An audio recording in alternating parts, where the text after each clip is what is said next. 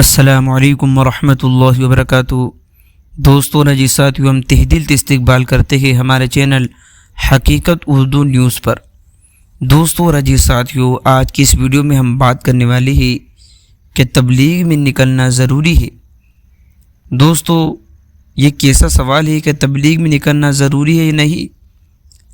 سب سے پہلے دوستو، آپ دارالعلوم دیوبند کا ایک فتویٰ اپنی اسکرین پر دیکھیے۔ اس میں سوال اور جواب دونوں آپ کے سامنے پیش کرنے والے ہیں۔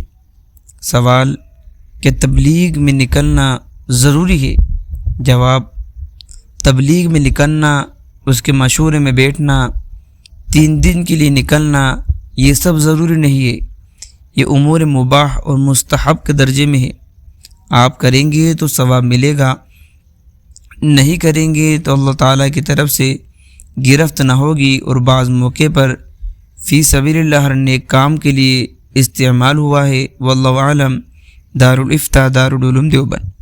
تو دوستو رجی ساتھیو، دارالعلوم دیوبند کے اس فتوے سے یہ چیز واضح کر دی گئی ہے کہ تبلیغ میں نکلنا، مشورے میں بیٹھنا، یہ دوستو یہ چیزیں مباح ہے، یعنی آپ کریں گے تو ثواب ملے گا، اور نہیں کریں گے تو دوستو راجی ساتھیو یہ پکڑ کا ذریعہ بن سکتا ہے۔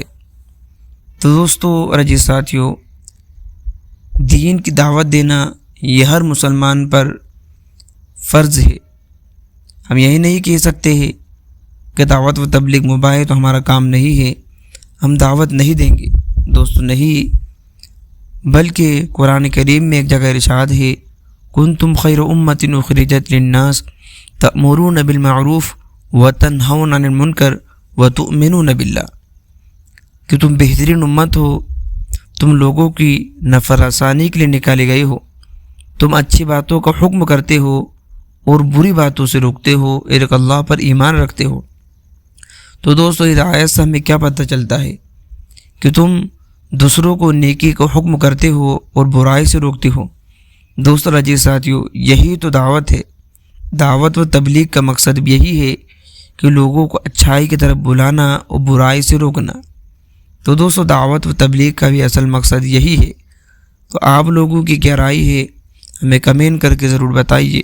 ملتے ہیں نیکسٹ ویڈیو میں۔ السلام علیکم۔